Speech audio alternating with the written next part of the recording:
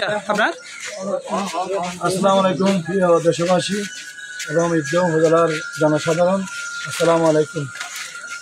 আমরা যখন আমার এলাকায় কেন্দ্রে যাচ্ছি ফুককালি ইউনিয়ন হয়ে মধ্যম ফুককালি 3 নম্বর ওয়ার্ড হয়ে আমার এলাকায় যাচ্ছিলাম, তখন সে সময় আমি ম্যাজিস্ট্রেটকে কিছু অনিয়মের কথা বলছিলাম। পথে যখন ম্যাজিস্ট্রেটকে পেয়েছিলাম সেই মুহূর্তে আবু তালেব এবং আবু তালেবের সশস্ত্র 40 জনের মতো হবে, তারা আমাদেরকে মারধর করে একেবারে রাস্তায় লুটিয়ে দিয়েছেন।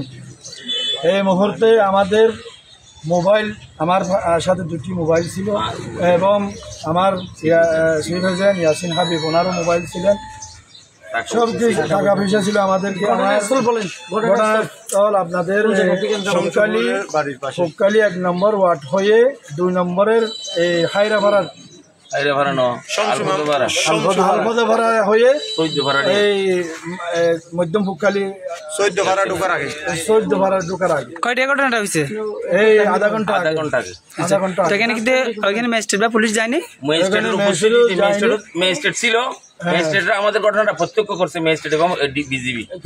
ম্যাজিস্ট্রেট ফুককালিতে দায়িত্বরত যিনি উনি ছিলেন।